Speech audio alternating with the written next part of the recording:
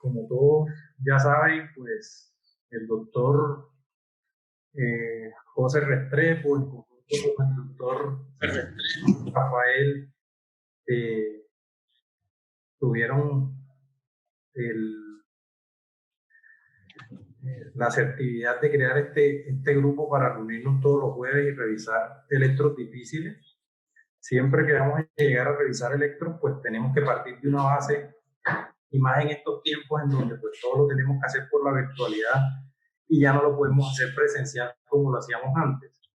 Entonces, yo creo que esta iniciativa es algo que ojalá se mantenga todos los jueves de aquí en adelante. Vamos a arrancar con esta charla introductoria de electrocardiografía básica, aunque van a haber algunas cosas que no son tan básicas, pues la idea es que sirva como base para todo lo que va a venir de aquí en adelante y que se tome en cuenta como la referencia no solo para la revisión que se haga, sino para todos los electros que vayamos a revisar, que los hagamos más o menos teniendo en cuenta estos mismos parámetros antes de establecer un diagnóstico. Entonces, este es más o menos el orden que vamos a tener de la charla. Primero tenemos que empezar por definir qué es un electrocardiograma, aunque suena sencillo, y lo es. Es una palabra compuesta que significa el registro lineal de la activación eléctrica del corazón. Es un elemento importante en nuestra práctica clínica diaria y sigue siendo vigente aún teniendo más de 50 años de haber sido descubierto, porque nos sirve como piedra angular para el estudio de los pacientes en los servicios de urgencia, para la realización de estudios epidemiológicos y de ensayos clínicos. Nos permite establecer con cierta facilidad los diagnósticos de los trastornos de ritmo cardíaco y nos permite también ver cómo es la evolución de algunas cardiopatías en general. También hay que tener en cuenta que el electrocardiograma tiene muchas variantes de normalidad, entonces no siempre algunos cambios que veamos en el electrocardiograma van a reflejar un problema, puede ser simplemente una variante normal de la parte eléctrica. Siempre debemos tener en cuenta unos pasos para la toma correcta del electrocardiograma, y estos pasos van a empezar desde simplemente ver si el aparato necesita estar conectado a corriente eléctrica o tiene batería, algo que es importante, aunque no lo crea, les puede ocurrir, sobre todo en área rural o en hospitales que a veces no cuentan con aparatos que tienen unas baterías largas, que puede aquí a la izquierda sin batería y pueden no tener un registro adecuado de las ondas del electrocardiograma o del mismo electrocardiograma. Lo otro que es importante hacer es que se deben colocar los electrodos en los lugares adecuados, siempre ajustando la línea de base, sobre todo en los aparatos en los que nos deja hacer eso. Algunos lo hacen automáticamente, pero en algunos nos toca ajustarlo. Y por último, mirar que la calibración esté adecuada. La calibración se mira con dos cosas que vamos a ver más adelante, pero todo esto hace parte de esos 4 pasos que son fundamentales a la hora de tomar un electrocardiograma. Para evaluar la calibración, vamos a tener en cuenta que la velocidad del papel siempre debe ser a 25 milímetros por segundo y el voltaje o la amplitud en la que se debe registrar el electrocardiograma es 10 milímetros por milivoltio. Esto nos va a dar una configuración de esta hoja milimetrada. Esta hoja milimetrada tiene unos cuadritos chiquitos. Este cuadrito pequeño se llama unidad de ASMA. Esas unidades de ASMA, con esta velocidad de 25 milímetros por segundo y con la amplitud de 10 milímetros por milivoltio, van a tener una duración de 0,04 segundos y una amplitud de 0,1 milivoltios. Cada cuadrito pequeño va a tener eso. Un cuadro grande es lo mismo, 5 cuadros pequeños.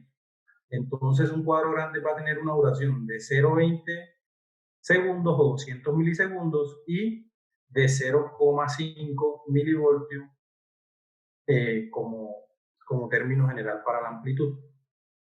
Pues si un cuadro grande tiene 0,2 segundos, para tener un segundo necesitamos 5 cuadros grandes. Creo que esto es lo más importante a tener en cuenta para todo lo que vamos a estandarizar del electrocardiograma, que esté calibrado así. A veces estas velocidades no están reportadas, entonces la calibración la buscamos con una muesca que aparece de esta manera. Esta muesca debe tener un cuadro grande de duración y 2 cuadros grandes de amplitud. Eso, si ustedes lo ven y la muestra la ven con esas características, es suficiente para decir que está a 25 milímetros por segundo de duración y a 10 milímetros por milivoltio de amplitud. Si la muestra... Doctor, qué pena, es que se me entrecortó. ¿Podría repetir ese pedacito, por favor? Gracias. Ok. Que la calibración se debe hacer, digamos, idealmente a 25 milímetros por segundo y 10 milímetros por milivoltio. Pero a veces no está reportado como 25 milímetros por segundo, 10 milímetros por milivoltio, sino que aparece como una muesca así como esta. Y esa muesca debe tener un cuadro grande de duración y 2 cuadros grandes de amplitud para poder decir que es la calibración adecuada o la estandarización adecuada. Si esa muesca no tiene, digamos, tiene más de 5 cuadritos o un cuadro grande de duración, fíjense que aquí la calibración va a estar inapropiada y se van a ver alteradas las ondas. Igual acá, no tiene la amplitud adecuada porque no tiene los 2 cuadritos grandes de amplitud. Entonces fíjense que las ondas se van a ver incluso de un tamaño menor y en el caso contrario, que tiene una amplitud mayor a la adecuada, pues las ondas se van a ver de un mayor voltaje. Entonces siempre es importante evaluar la calibración cuando estemos revisando un electrocardiograma. Lo siguiente en importancia es mirar dónde colocamos los electrodos. Esto, digamos, recordar que van a haber electrodos precordiales o que se colocan en el tórax y electrodos de las extremidades. Los precordiales son 6 los estándares, pero pueden ser incluso 9 contando los posteriores. Y si contamos que también se puede hacer del lado derecho, pueden llegar a ser incluso 18 derivaciones. Los de las extremidades sí van a ser los mismos 4. ¿Verdad? Estos electrodos precordiales se van a colocar en 2 espacios, que son el cuarto y el quinto espacio intercostal. Hay que tener una consideración en cuenta, y es que B1 y B2 van a ir en el cuarto espacio intercostal. A partir de B4 todos van a ir en el quinto espacio intercostal, incluso hasta B9. Y B3 va a estar en una posición intermedia entre B2 y B4. Las referencias anatómicas que debemos tener en cuenta, debemos recordar que para B1 y B2 van a ser la línea paraesternal, B1 la paraesternal derecha, B2 la paraesternal izquierda. La referencia de B4 va a ser la línea medio clavicular, la de B5 la línea axilar anterior y la de B6 la línea axilar media. Si nos vamos a las derivaciones posteriores, pues las referencias van a ser la línea axilar posterior para B7, la línea medio escapular para B8 y la línea paravertebral izquierda para B9.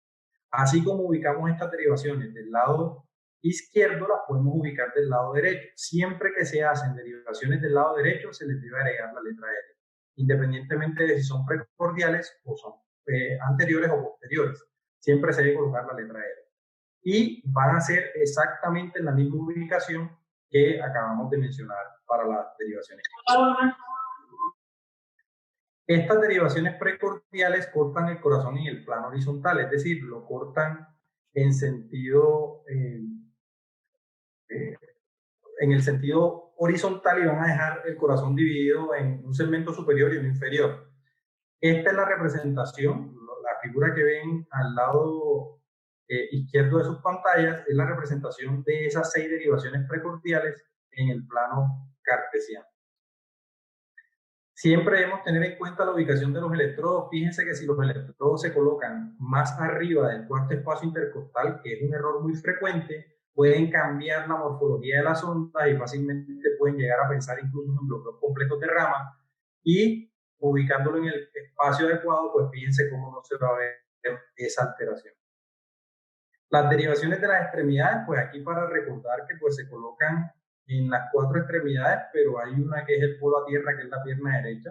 Las otras 3 extremidades van a hacer entre sí unos arcos que nos van a dar las derivaciones bipolares, que son D1, D2, D1, D2 y D3, y de estas va a salir desde un punto intermedio las derivaciones ampliadas, que son ABL, ABL y ABL. Estas derivaciones de las extremidades las podemos representar también en el plano cartesiano. Esto lo podemos hacer solamente poniendo las tres de las extremidades básicas, que son D1, de 2 y de 3, esto se llama sistema triaxial, o la podemos hacer colocándolas, digamos, las 6 derivaciones que salen de las extremidades, que son ya de 1, de 2, de 3, y las perpendiculares, que son ABF, ABL y ABL. Que sean perpendiculares quiere decir que forman un ángulo de 90 grados entre sí. La perpendicular de D1 va a ser ABF, o sea que va a estar justo a los 90 grados. La perpendicular de D2 va a ser ABL, o sea que va a estar justo a 90 grados ABL de D2. Y la perpendicular de D3 va a ser ABL, es decir, que va a estar justo a 90 grados. Si ustedes ven, cuando se colocan estas 6 derivaciones de las extremidades en este plano, nosotros podemos ver que tanto los componentes negativos como positivos se van a separar de a 30 grados. Entonces, por ejemplo, D1 va a estar a 0 grados, ABR, el componente negativo va a estar a más 30 grados, D2, el componente positivo va a estar a 60 grados, ABF, el componente positivo va a estar a 90 grados, D3, el componente positivo va a estar a 120 grados, ABL, el componente negativo va a estar a 150 grados y nuevamente el componente negativo de D1 va a ser a 180 grados. Entonces, todo lo que está en el cuadrante inferior de este sistema exaxial es positivo y todo lo que está en el cuadrante superior es negativo. Esto lo debemos tener en cuenta para el cálculo del eje más adelante. Otra cosa que es importante es mirar de dónde vienen esas ondas. Dijimos que era el registro eléctrico del corazón, pero ese registro eléctrico viene de acá, del sistema de conducción. Parte en el nodo sinusal, transcurre a través de las vías internodales, que son 3. Este nodo sinusal tiene forma de coma y, ojo, puede llegar incluso hasta inmediatamente antes del nodo AB. Eso es importante tenerlo en cuenta. Y luego va a llegar al nodo auriculoventricular, posteriormente va a ir hacia el sistema, hacia la rama derecha y la izquierda, y hay que recordar que la rama derecha es un solo fascículo, pero la rama izquierda tiene 3 fascículos que están reportados, aunque esto es una discusión que aún se tiene por muchos autores. Sí están descritos 3 divisiones de la rama izquierda, la antero superior, la postero inferior y la septalomedia, que aunque son fibras pequeñas, pues también están descritas dentro del sistema de conducción normal. Bueno, ya llegamos al punto más importante y es el reconocimiento de las ondas, los intervalos y los segmentos. Pues esta gráfica nos va a resumir toda la charla. Ya sabemos que la onda P es la primera onda que se ve en el electrocardiograma. Posterior a esta onda P viene el intervalo PR. Después de esto viene el QRS, que son 3 ondas. La primera onda negativa va a ser antes de una onda R. La primera onda negativa antes de una onda R es la onda Q, o sea, antes de una positiva. La primera onda positiva siempre va a ser una R. La onda negativa que aparece después de la positiva siempre va a ser la onda S. Y si acaso vuelve a aparecer otra onda positiva, eso pues lo vamos a llamar mediadura, que más adelante lo vamos a ver. Igual si aparece otra onda negativa, va a ser una mediadura también, pero va a ser una mediadura de la S. Después de eso viene el segmento ST, después la onda T y posteriormente puede aparecer la onda U, que también debe estar incluida, aunque no está en esta gráfica. Entonces vamos a mirar cada una de estas ondas, intervalos y segmentos. Empecemos primero por recordar qué diferencia hay entre un intervalo y un segmento.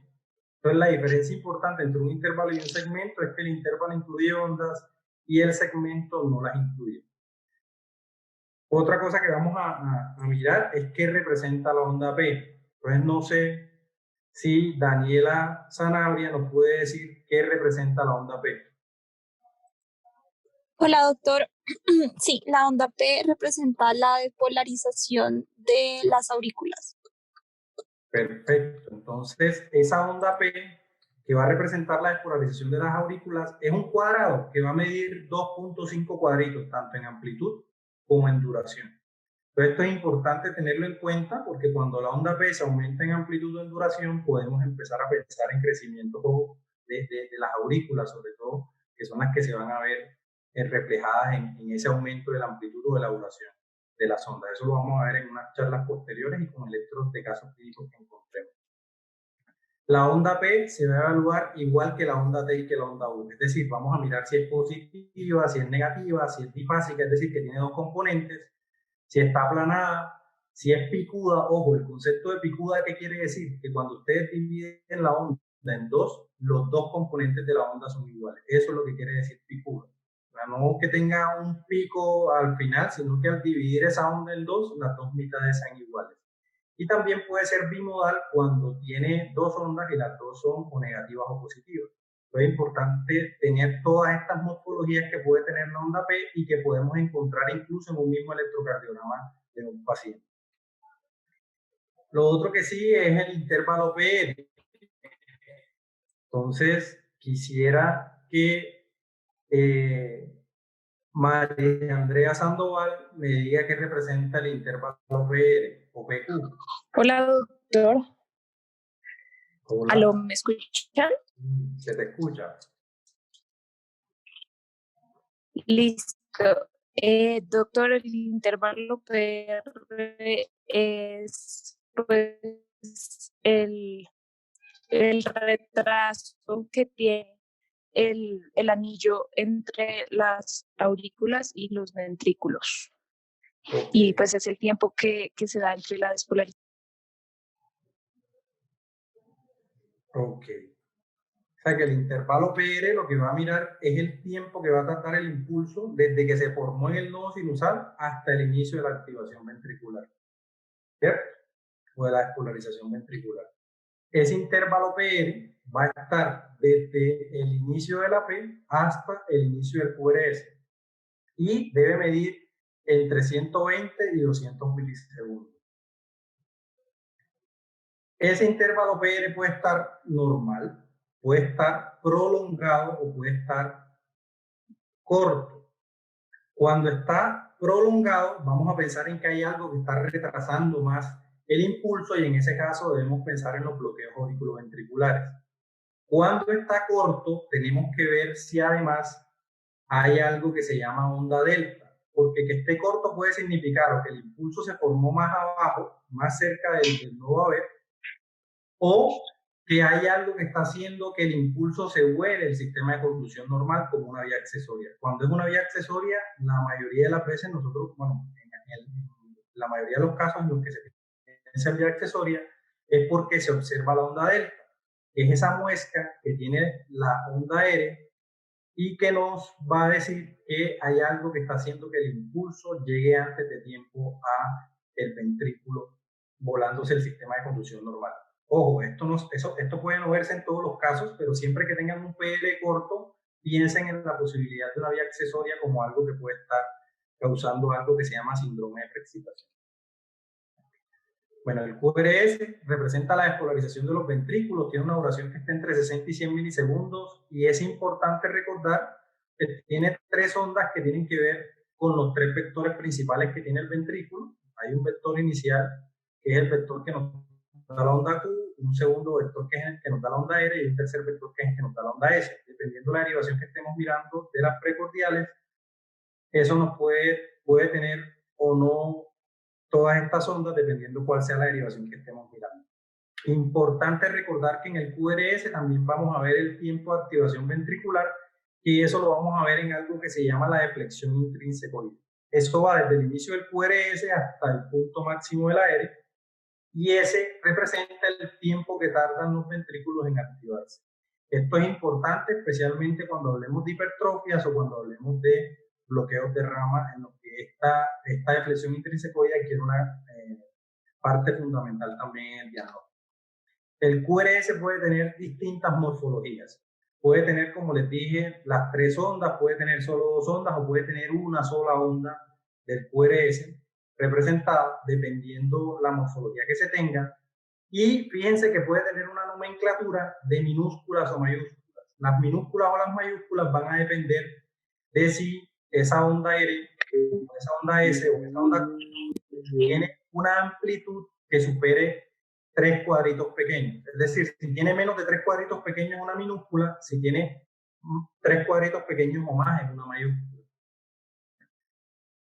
Y lo otro que se debe tener en cuenta es la morfología de las primas, y de las melladuras. Una prima, que es la que tiene el apóstrofe, lo que quiere decir es que hubo una segunda onda, puede ser positiva o negativa, que apareció en el QRS. Cuando es una segunda onda positiva y superó, digamos,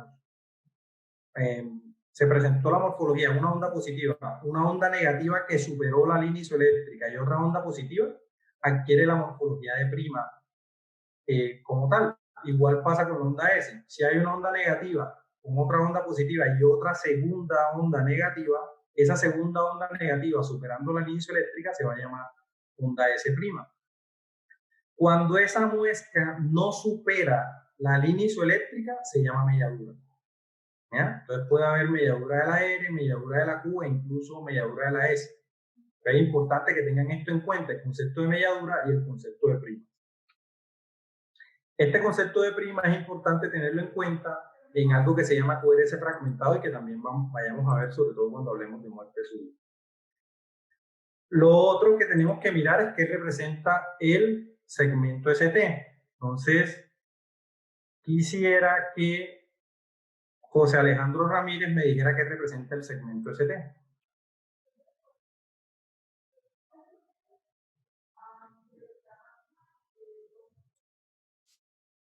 José Alejandro.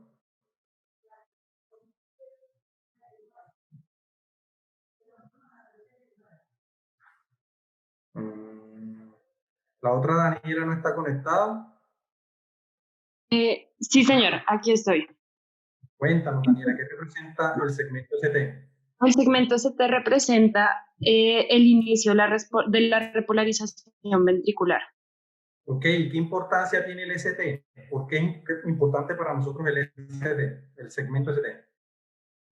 Pues normalmente es isoeléctrico y cuando hay alteraciones, pues sugieren síndromes coronarios agudos, según pues nos ayuda a evaluar si hay isquemia o lesión miocárdica.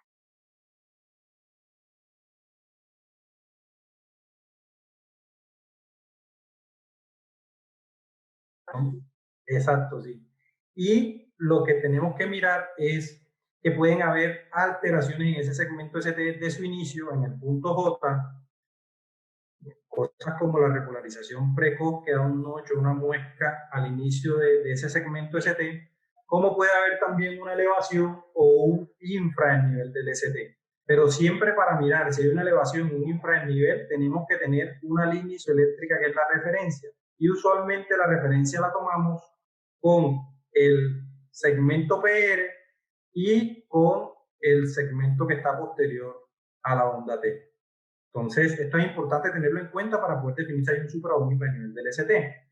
Estas alteraciones en el ST nos van a reflejar un componente de lesión o de sobrecarga ventricular, dependiendo de lo que estemos mirando. Lo más importante es mirar que no sea una lesión subepicárdica, que es la obstrucción, que significa la obstrucción completa de un vaso como consecuencia de un fenómeno que puede ser por vasoespasmo, trombótico o oclusivo, y es una real urgencia en el caso de que se presente nuestro paciente, porque nos dice que hay un territorio de riesgo miocárdico que puede llegar a, digamos, a tener un mejor pronóstico si se hace una intervención rápida. Es importante recordar que una elevación del ST en ese escenario del evento coronario agudo refleja un compromiso subepicárdico y un infranivel del ST refleja un compromiso subendocárdico. Con la onda T, que también es la otra que aparece relacionada con eventos coronarios agudos, primero la onda T se mira más que todo es isquemia, no se mira lesión, sino isquemia como tal. Entonces, cuando una onda T es negativa, simétrica, uno puede pensar en isquemia subepicárdica. Mientras que cuando la onda T es positiva y simétrica, nosotros vamos a pensar ahí en isquemia subendocárdica. Más adelante vamos a ver las características de esto. Hay unos criterios diagnósticos, que esto lo vamos a ver más adelante también, que van a depender de la edad, del sexo y de las derivaciones que estamos mirando. Entonces es importante que lo tengan en cuenta, especialmente para cuando vayamos a hacer la revisión de electro en enfermedades. La onda T, que nos va a representar también la repolarización ventricular, pues ya habíamos hablado de que nos habla de la isquemia miocárdica, si es subendocárdica o subepicárdica, pero lo importante aquí es lo que hablábamos hace un rato. trazar una línea por el centro de esa onda T, y si es una onda T positiva simétrica, esa es la que más se correlaciona con un evento coronario agudo, ¿ya? Igual pasa con la negativa. El problema es que la onda T negativa puede estar en otros escenarios diferentes a la isquemia. No necesariamente traduce siempre que encontramos esto en que hay isquemia, mientras que una onda T positiva simétrica siempre se relaciona con isquemia. Entonces es importante que tengan esto en cuenta. Ya para finalizar estas ondas, tenemos que ver qué representa la onda U. Entonces no sé si Lorena Rodríguez nos puede decir qué representa la onda U. Entonces, la onda Q representa la repolarización, pero de las aurículas, no de los ventrículos. No, o sea, aquí estamos hablando de la onda U, de la U. Lo que tú quieres decir muy probablemente es que en el QRS nosotros vamos a ver también metida la repolarización auricular. No, acá estamos hablando más de la onda U, y lo que queríamos representar más que todo es que esto ya va a ser parte de la repolarización final de la red de conducción, o sea, de las fibras His-Purkinje de los músculos papilares. El concepto que dijiste es, digamos, hasta cierto punto aceptable, porque el QRS también incluye la repolarización de las aurículas, pero en el caso de la onda U, lo que va a representar es la repolarización de la red de conducción y las fibras de His-Purkinje de los músculos papilares. Esa onda U y la onda T, como les decía hace un rato, se van a evaluar también igual a como se evalúa la onda P, o como vimos hace un rato. Entonces puede tener todas esas morfologías que dijimos hace un rato también. Por último, el intervalo QT, que va a ser desde el inicio de la onda Q hasta el final de la onda T, ese es el que nos va a representar toda la repolarización ventricular, y es muy importante porque en él van a estar incluidos los periodos refractarios, el absoluto, que va más o menos hasta el tercio inicial de la onda T, y con el relativo, que va a estar después de ese inicio, de ese tercio inicial de la onda T, hasta que ya aparece la onda P. Entonces, esto es importante, ¿por qué? Porque las alteraciones que se presentan en este intervalo QT, especialmente en ese último componente que le dije, que es el del periodo refractario relativo, pueden hacer que se generen alteraciones en el ritmo que provengan del ventrículo y se puede relacionar con arritmias complejas. Es decir, cuando el QT se prolonga, hay un mayor chance de que puedan haber arritmias complejas. Entonces es importante precisar cómo es ese intervalo QT para poder ver si el paciente está a riesgo o no. ¿Cómo vamos a medir ese intervalo QT? Entonces lo medimos desde el inicio de la onda Q o del QRS hasta el final de la T. Contamos el número de cuadros que hay. Ese número de cuadros que hay es el QT medido. Y eso lo vamos a dividir entre la raíz de la distancia que hay entre R y R para sacar el QT corregido con una fórmula que se llama fórmula de Basset. Siempre que hablamos de cuánto mide el QT, tenemos que hablar del QT corregido. No tenemos que hablar del QT medido. ¿Por qué? Porque el QT medido se va a ver influenciado por la frecuencia cardíaca y puede ser, digamos, al final mayor o menor que el que estamos mirando realmente. Entonces, por eso siempre toca sacar ese QT corregido. En este caso, si nosotros contamos el número de cuadros que hay de aquí hasta acá, serían 11 cuadritos, por eso el QT medido va a ser de 0,44 segundos o 440 milisegundos, y la distancia que hay entre R y R va a ser de, vamos a contarlo, 1, 2, 3, 4, 5, 6, 7, 8, 9, 10, 11, 12, 13, 14, 9, 25 más o menos. Entonces va a ser más o menos un segundo. Entonces, cuando vamos a hacer esta fórmula del QT corregido, siempre debemos hacerla en segundos. Arriba ponemos 0,44 segundos, que es el QT medido, y debajo ponemos la raíz de un segundo. La raíz de 1 siempre va a ser 1, es decir, el QT corregido va a ser de 0,44 segundos. Siempre se debe poner en segundos. ¿Por qué? Porque la fórmula está hecha, especialmente aquí donde está la raíz, en segundos. Si ustedes lo ponen en milisegundos acá, el resultado va a ser diferente y no va a ser el valor real que debemos tener de ese QT. Esta fórmula de Basset tiene una mayor estandarización en frecuencias entre 60 y 100. Cuando está por encima de 100 y está por debajo de 60, es posible que esta fórmula pueda tener errores y pues podemos valernos de otras fórmulas que son un poco más precisas.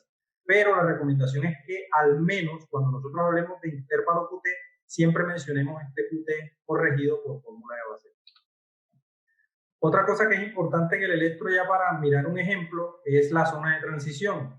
Esa zona de transición se va a ver en las precordiales de B1 a B6 y ese es ese punto donde la onda R se va a hacer igual a la onda S. Por lo general, esa zona de transición la vamos a encontrar entre B3 y B4. Cuando está después de B3, como en este caso, o sea que aquí va a estar la zona de transición en B5, hablamos de una transición tardía, y cuando está antes de B3, como en este caso que lo encontramos en B2, vamos a hablar de una transición precoz o temprana.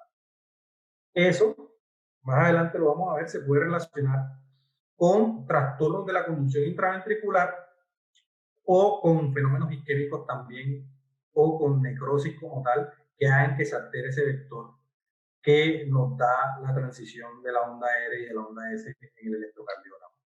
Entonces, recordar siempre que vayan a buscar la zona de transición, buscarla entre B3 y B4. Y si está antes o después, pues podemos catalogarla como dijimos anteriormente.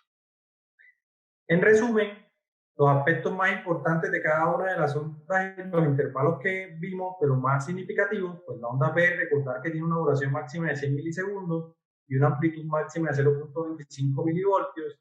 Esa onda P debe ser positiva en D1, en D2 y en ABF, debe ser negativa en ABR, y siempre la debemos buscar inicialmente en D2, si no la vemos en D2 la buscamos en B1, si no la vemos en B1 la buscamos en B4, y si no la vemos en ninguna de estas tres, podemos utilizar una derivación que se llama derivación de Lewis para buscarla y tratar de establecer si está presente o no la onda P. El intervalo PR, ya sabemos que debe medir entre 120 y 200 milisegundos, y recordar lo que hablábamos de síndromes de preexcitación y de bloqueos AB cuando haya un PR corto o un PR prolongado.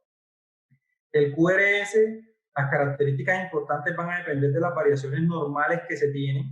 Recordar el concepto de letra mayúscula o minúscula dependiendo de la amplitud que tenga, y la zona de transición donde debemos buscarla, también teniendo en cuenta la amplitud de la onda R y de la onda S. Y recordar que la duración, la menor es 60 milisegundos y la mayor, dependiendo cómo lo estemos mirando, si es al ojo o con caliper, podemos utilizar 100 milisegundos como el límite superior, y si es por computador puede llegar a ser tan preciso como hasta 110 milisegundos. El intervalo QT, el límite inferior va a estar entre 320 y 330 milisegundos y el límite superior va a depender del sexo. Si es hombre, ese QT va a medir 440 milisegundos y si es mujer van a ser 460 milisegundos. Y recordar que siempre debemos realizar el cálculo del QT corregido. Ya para hacer el ejercicio y entrar en la parte práctica, primero empecemos por definir qué es un ritmo sinusal.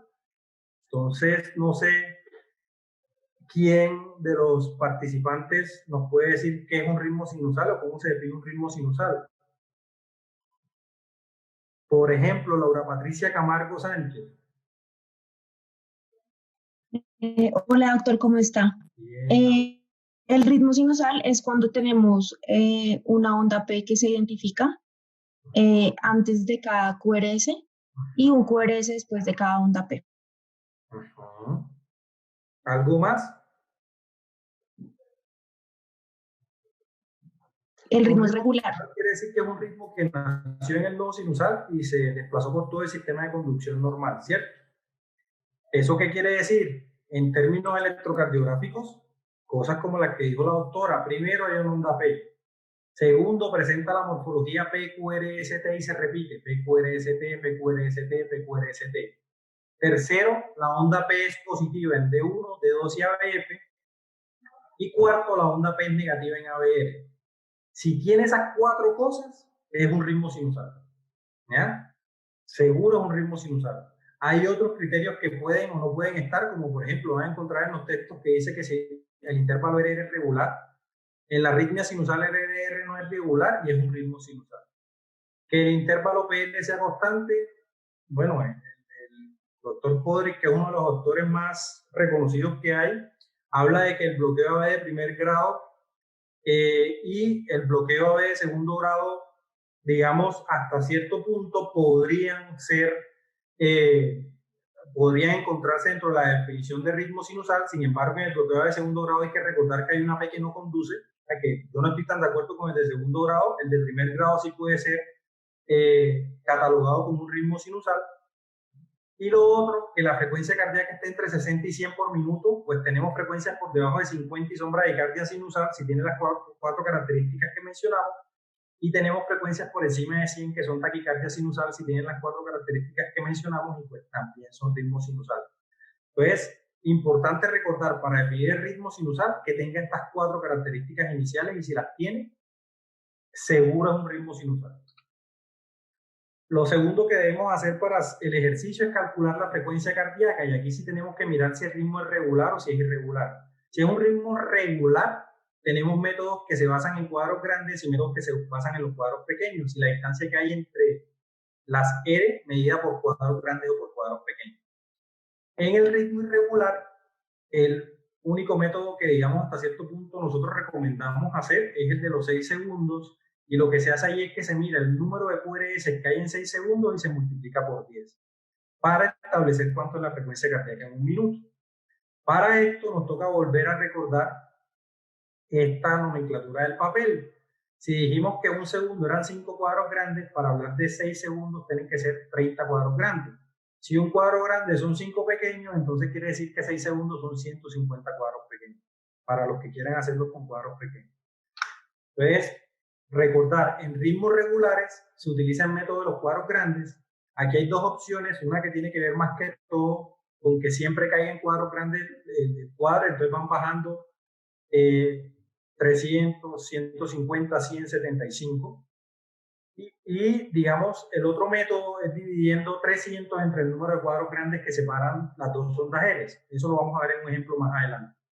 El método de los cuadros pequeños utiliza esa misma distancia entre L y R, pero aquí lo que vamos a ver es el número de cuadritos pequeños que hay. Y vamos a dividir 1500 entre ese número de cuadritos pequeños. Y eso nos va a dar la frecuencia también. ¿Ah? Antes de entrar al ejercicio donde vamos a practicar eso que mencionamos anteriormente, pues tenemos que terminar hablando un poco del cálculo del eje. Acá lo que nos interesa a nosotros es saber que el eje normal va de menos 30 hasta más o menos 110 grados, y que nosotros vamos a tratar de establecer el eje rápidamente mirando cómo está la polaridad del QRS en D1 y en ABF. Si la polaridad del QRS en D1 y en ABF es positiva, decimos que el eje es normal. Si la polaridad del QRS es positiva en ABF y negativa en D1, decimos que está desviado a la derecha. Por el contrario, si es positiva la polaridad de QRS en D1 y negativa en ABF, decimos que está desviado a la izquierda. Y si está desviado, y si están las dos polaridades de estas 2 derivaciones negativas, decimos que está en desviación extrema, en la tierra de nadie, en el cuadrante indeterminado, en el cuadrante maldito. Porque maldito el que tomó el electro que lo tomó mal, o maldita la patología que tiene el paciente que probablemente causa un desenlace negativo en el mismo. Recordar eso. ¿Qué posibilidades tenemos en el eje? Las que debemos recordar es que puede ser normal, desviado a la izquierda, desviado a la derecha o indeterminado, dependiendo cómo sea la polaridad del QRS en D1 y en ABF. Hay otro método que también podemos utilizar que tiene en cuenta algo que se llama la derivación isodifásica. Cuando una derivación es isodifásica, como por ejemplo en este caso la derivación D2, nosotros ya sabemos que en D2 tenemos que buscar la perpendicular, y la polaridad de la perpendicular de E2 va a decirnos hacia dónde está el eje. Entonces, la perpendicular de E2 dijimos que era ABL. Fíjense que ABL aquí es positiva, entonces va hacia la parte positiva de ABL. La parte positiva de ABL dijimos que iba hacia acá, hacia menos 30 grados. Entonces, podemos decir con exactitud, el eje está en menos 30 grados. Teniendo en cuenta el ejercicio anterior, podríamos decir que el eje está desviado hacia la izquierda, porque pues está en este cuadrante que dijimos que era desviación hacia la izquierda, pero hay que recordar que entre 0 y menos 30 grados en ese cuadrante el eje puede estar en territorio normal también. Vamos a hacer el ejemplo ahora al contrario. Ahora la isodifásica, la que tiene tanto la R como la S iguales, es ABL, y la perpendicular entonces va a ser D2. Vamos a mirar cómo está D2 en polaridad, está positivo, es decir, que aquí el eje va a estar justo hacia D2, es decir, hacia 60 grados. O sea, va a quedar en el cuadrante del eje normal. ¿Cierto? Este es otro método que podemos hacer si encontramos una derivación que sea isodifásica, es decir, que tenga el componente de la R y de la S igual y las cargas al final al sumarlas nos den 0. Lo último es qué regiones o zonas nos va a representar cada derivación del electrocardiograma. Esto es para recordarlo, especialmente cuando hablemos de fenómenos isquémicos o de cambios específicos del electro. Recordar que B1 y B2 van a hablar del septum, el B3 y B4 van a hablar de la región anterior, B5 y B6 van a hablar de la parte lateral baja, D1 y ABL de la parte lateral alta, y D2, D3 y ABF van a hablar del componente inferior. Esto lo vamos a desglosar un poco más cuando hablemos de las diferentes patologías. Pues vamos a hacer un ejercicio y después sí retomamos los ejercicios que Rafa siempre nos muestra al final. Entonces, lo primero es tener en cuenta este orden para hacer el análisis del electrocardiograma. Primero, mirar si está bien tomado el electro. Segundo, mirar cómo está el ritmo. Tercero, mirar cómo está la frecuencia. Cuarto, hacia dónde está el eje. Y después, si vamos a buscar, dependiendo de la importancia que tengamos en las características clínicas del paciente, alteraciones del ST, de la onda T, cómo están todas las ondas, los segmentos y los intervalos. Este es un orden propuesto. Lo importante es que lo hagan todos antes de dar el diagnóstico electrocardiográfico. ¿En qué orden lo haga? Pues en el que ustedes se sientan más cómodos, pero traten de que antes de dar un diagnóstico electrocardiográfico siempre hayan mencionado todos estos pasos. Entonces aquí tenemos este electro y como tenemos muchos voluntarios, ahora mismo ¿cuántos voluntarios tenemos? Tenemos 24 voluntarios. Entonces, no sé si Santiago Marín nos quiere decir qué ve en este electrocardiograma.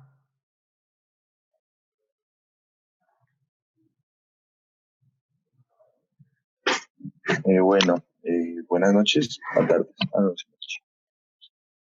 Entonces, en este electro yo veo que es un ritmo sinusal, hay ondas QRS seguidas de onda P, con una frecuencia cardíaca de aproximadamente 100 latidos por minuto. El eje, viendo D1 y ABF, estaría en rango normal porque ambos son positivos. Y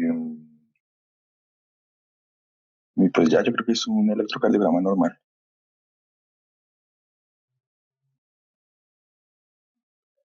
Ok, ¿alguien piensa diferente?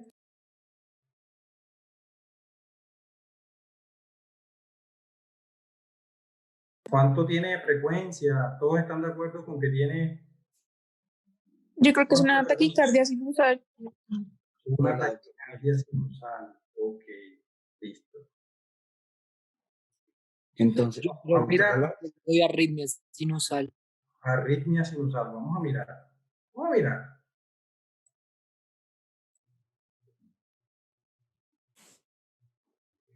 Hola.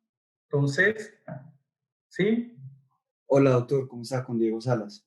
Hola, No, pues que pues invitar obviamente a todos los participantes a que pues en el ejercicio de la interpretación electrocardiográfica, así como el doctor Álvarez nos mostró de una forma, digamos, casi que sistemática, la interpretación por ondas, por segmentos, intervalos, también lo hagamos en estos ejercicios. Entonces, pues miremos otras las ondas P, los complejos QRS, la frecuencia, el ritmo, el eje, si ven alguna anormalidad también, digamos si hay ondas de isquemia, ondas que sugieran necrosis, alteraciones en el segmento ST, como para que pues entiendo que también hay estudiantes que se están familiarizando con esto y pues así, cada vez que uno repite un electrocardiograma, consolida mucho mejor la misma interpretación. Ok, ¿alguien más? Gus. ¿Quién es Gus? Gus, ¿qué opinas del electro?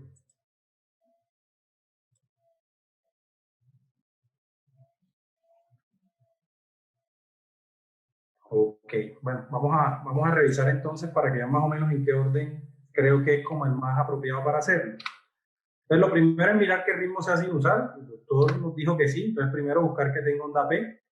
Segundo, que tenga la morfología PQRST y que se repita PQRST. Tercero, que sea la onda P positiva en D1, D2 y ABF, que también lo tenemos. Que la onda P sea negativa en ABR, que también lo tenemos. Es decir, que es un ritmo sinusal.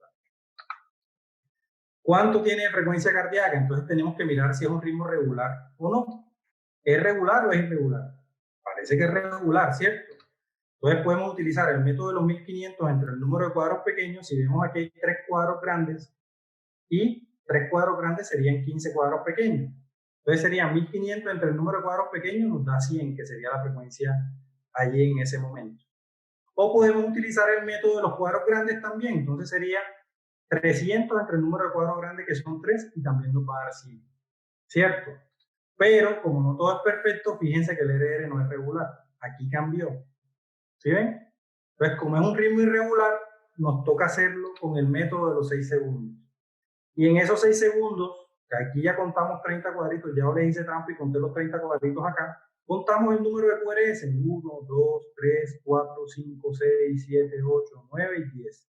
10 QRS representan al final también 10 por 10, 100 latidos por minuto. Es decir, que también tiene 100 de frecuencia calculándolo por este método.